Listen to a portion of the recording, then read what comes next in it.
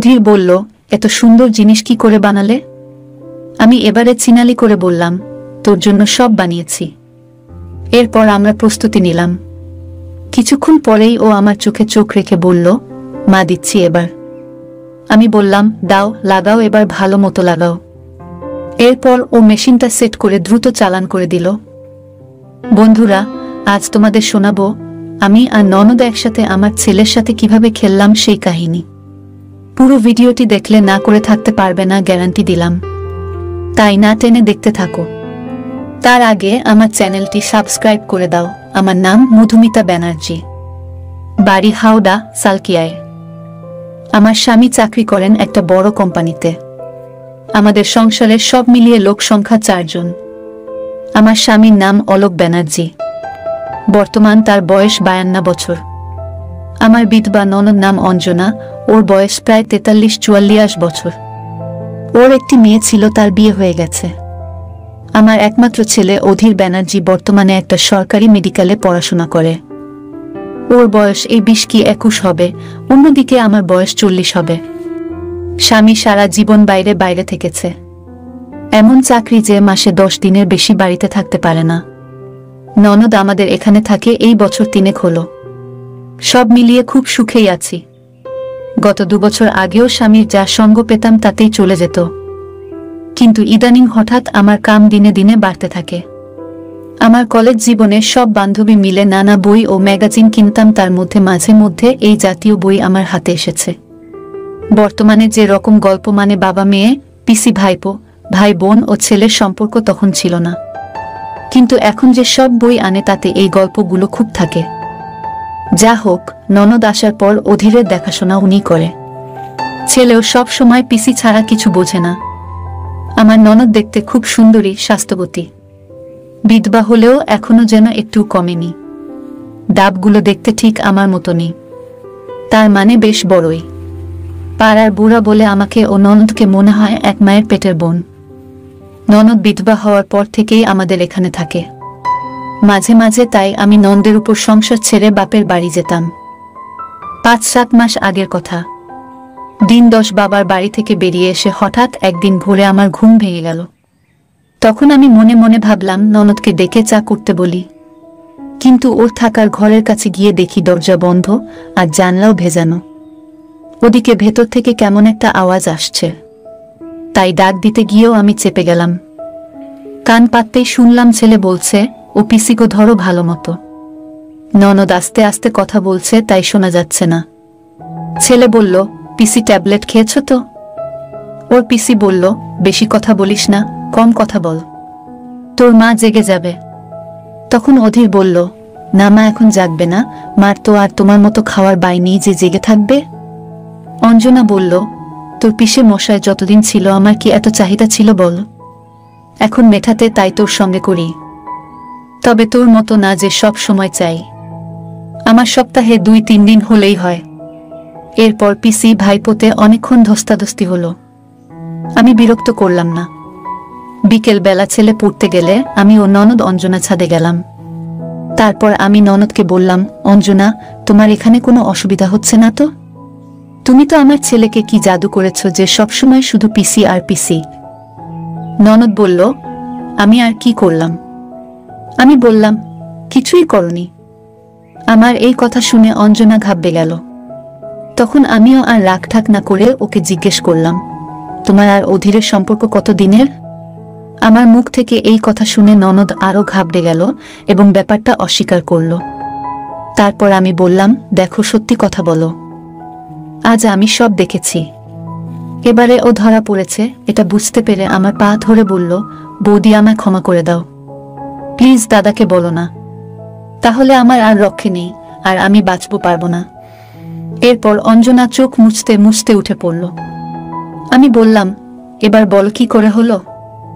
ননদ বলল, তুমি বাপের বাড়ি যাওয়ার পর আমি ওর ঘরে ঝাড় দিতে গেলে দেখতাম অধীর সব সময় আমার দিকে চেয়ে থাকত। নানা অছিলায় আমাকে জড়িয়ে ধরত। তার দিন 2 পর আমায় দেখিয়ে দেখিয়ে বই পড়ছিল। বইটা খাটে রেখে ও বাথরুমে যেতে আমি ওই বইটাই চোখ বোলাতে গিয়ে দেখলাম অধীর মা ও ছেলের একটা গল্প পড়ছে। এর মধ্যে অধীর আমায় ধরে পিসি পিসি বলে কতবার আদর করেছে, তখনও আমি বাধা দিইনি। পরের দিন ঝাড় দিতে গেলে অধীর বলল, ও পিসি, পিসে মশাই নেই, তোমার কষ্ট হয় না একা থাকতে? কিন্তু আমি কোনো উত্তর দিলাম না। এরপর সে আমার কাছে এসে আবার বলল, কি উত্তর দিলে না তো পিসি? আমি শুধু বললাম, হলেও কি আর করার আছে? আর সাথে সাথে অধীর আমায় জড়িয়ে ধরে বলল, পিসি আমি তো আছি, এই বলে তখন আমায় আদর করতে লাগলো। আর আমিও বাধা দিতে পারলাম না, কারণ তুমি তো জানো আমি কত দিনে থেকে উপবাসে আছি। এরপর থেকে মাঝে মধ্যে আমার এই সম্পর্ক চলছে। এই বলে ননদ আমার পা আবার জড়িয়ে ধরে বলল, বৌদি আর হবে না, তুমি প্লিজ দাদাকে বলো না। আমি বললাম, একটা শর্তে আমি তোমার কথা রাখতে পারি, যদি সেটা তুমি মানতে রাজি হও। অঞ্জলি বলল, কি শর্ত বৌদি? তখন আমি লজ্জা শরমের মাথা খেয়ে বললাম, আমায় তোমার ভাগিদার করতে হবে। এই কথা শুনে ননদ আমায় জড়িয়ে ধরে বলল, সত্যি বৌদি? আমি বললাম, হ্যাঁ যদি পারিস তো। অঞ্জলি বলল, হ্যাঁ আজই হবে। দেখো বৌদি, অধীর না খুব ভালো ছেলে, সাইজেও ভালো, আশ মিটিয়ে দেয়। এই শুনে আমার আর তর সইল না যেন। ছাদ থেকে নামার আগেই ছেলে বাড়ি চলে এলো। আমি ও ননদ নিচে নামতেই ফোনটা বেজে উঠল। ছেলে ফোন ধরে ওর বাবার সঙ্গে কথা বলল।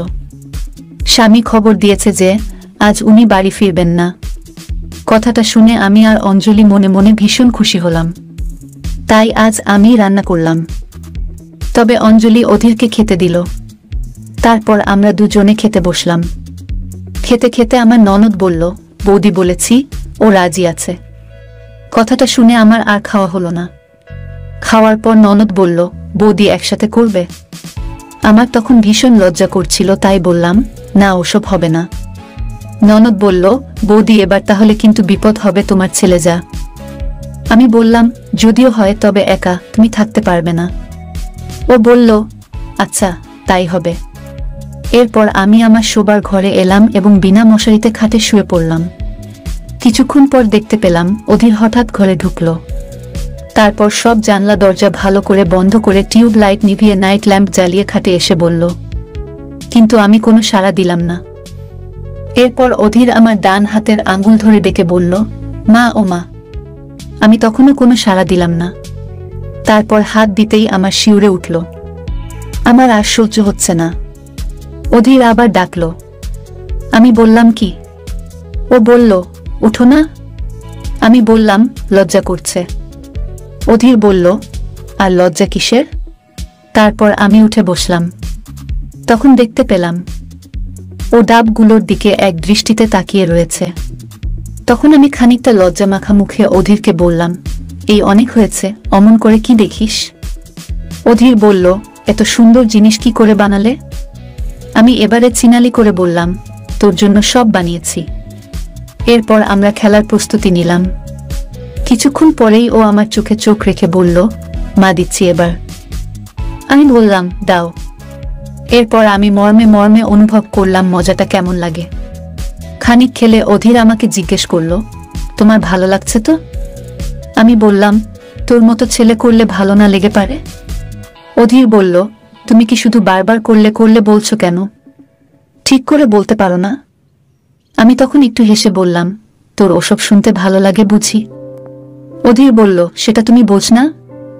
এবারে আমি বললাম, আমার সোনা বাবা, রাগ করে না, লাগাও এবার ভালো মতো লাগাও। আমার এই কথা শুনে অধীর আরো ভালো মতো দিতে দিতে বলল, ও মামনি, সত্যি তুমি সর্বগুণ সম্পন্ন। আমি হেসে বললাম, সে আবার কেমনে? অধীর বলল, সংসার তো ভালোই চালাও, তারপর খেলাতেও সম্পূর্ণ পারদর্শী। ওর এমন প্রশংসা শুনে আমি খুশি হয়ে বললাম, এই অধীর, তোর কষ্ট হচ্ছে না তো? অধীর বলল, সারাদিন খেললেও আমার কোনো কষ্ট হবে না। আমি বললাম, বাবা, আমার ভেতরটা কেমন করছে, তুই এখন জোরে চালা। ও বলল, এই তো মামুনি, চালাচ্ছি। প্রায় ঘন্টা খানিক পরে আমি উঠে নেমে দরজা খুলতেই দেখতে পেলাম অঞ্জলি দরজার সামনে দাঁড়িয়ে আছে।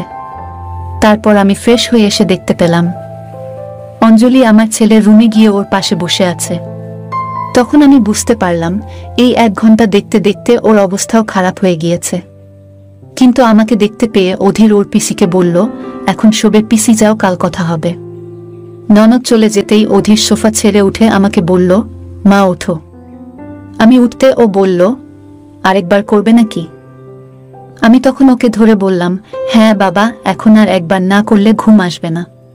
এরপর অধীর আর দেরি না করে শুরু করে দিল, আর আমিও নানান কসরতে ওকে সাহায্য করলাম। আমার এমন দক্ষতা দেখে অধীর আমার কানে কানে বলল, সত্যি মা, তোমার কোনো তুলনা হয় না। তোমাকে কাছে পেয়ে আমি আজ ধন্য হয়ে গেলাম। আমি বললাম, অধীর, আমারও ভীষণ ভালো লাগছে রে। এখন থেকে তোর যখন যেভাবে করতে ইচ্ছে করবে সেভাবেই করবি। আমার দিক থেকে আমি কখনো বাধা দিব না। সে যাই হোক, আমরা গল্প করতে করতে ঘুমিয়ে পড়লাম। সকালে ঘুম ভাঙতেই দেখি অধীর তখনও ঘুমাচ্ছে। এরপর আমি ওকে একটা আদর দিয়ে বললাম, এই অধীর, ওঠ। আমার কথা শুনে ও চোখ খুলে বলল, মাম্মি, এসো না, এক রাউন্ড হয়ে যাক। কিন্তু আমি বললাম, না সোনা, এখন নয়। হাত মুখ ধো, তারপর টিফিন করো। আমার কথা শুনে ও আর আপত্তি করল না। এরপর দরজা খুলে দেখতে পেলাম ননদ আমাদের খাবারের ব্যবস্থা করেছে। আমরা খেতে খেতে কাজের মাসি এসে তার কাজ করে চলে গেল। ননদ খেতে খেতে আমাকে জিজ্ঞেস করল, বৌদি কবার হলো? আমি কোনো উত্তর দেবার আগেই অধীর বলল, 2 বার করেছি পিসি। 2 বারের কথা শুনে অঞ্জলি বলল, মাত্র 2 বার? তা শুধু মায়ের সেবা করলেই হবে না, পিসির দিকেও একবার দেখতে হবে। আমি কি শুধু দর্শক হয়েই থাকব?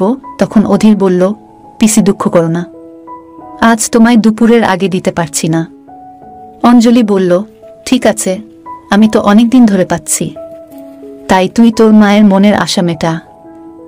ঘরে ডিম ছিল না, আমি তাই ননকে দোকান থেকে ডিম আনতে পাঠালাম। দরজাটা বাইরে থেকে আটকে যেতে বললাম। আমরা মা ও ছেলে ঘরে গেলাম। ঢুকেই অধীর দরিয়ায় ঝাঁপ দিল আর ইংলিশ সিনেমার মতো করে করতে শুরু করল। যদিও আমার ওভাবে কিছুটা সমস্যা হচ্ছিল, কিন্তু অধীর যখন আমাকে জিজ্ঞেস করল, এভাবে খেলতে তোমার কেমন লাগছে? আমি বললাম, খুব ভালো সোনা, এমন জিনিস আমি কখনো পাই নাই, এমনকি আমি স্বপ্নেও কখনো চিন্তা করি নাই। এই কথা বলতে না বলতেই অঞ্জলি ডিম নিয়ে ঘরে ঢুকল। তখন ও খেলা থামিয়ে আমাকে বলল, মা, পিসিকে আজ একবার সেবা দিতে হবে, কারণ পিসির জন্যই তো এত কিছু হলো। তাকে না পেলে এই মধুর দিন আমাদের জীবনে কখনো আসতো না। তখন আমিও মনে মনে ভাবলাম, কথাটা একদম ঠিক। সেদিন যদি আমি ওদের লাগাতে না দেখতাম, তাহলে আমি এই সুখের দিন কখনই দেখতে পেতাম না। তাই আমি বললাম, আচ্ছা তাই দিস। আর অঞ্জলি আর আমি তো একই কথা। কিন্তু অঞ্জলি কাছে এসেই ছানালি করে বলল, কিরে, সেই ভোর সকালে শুরু করেছিস, এখনো স্বাদ মিটল না? অধীর বলল, পিসি, কথা না বলে আমাদের খেলা উপভোগ করো, তাহলে তুমিও কিছু শিখতে পারবে। ননদ এসে পড়াতে আমাদের আর তেমন মনের কথা বলা হলো না, তাই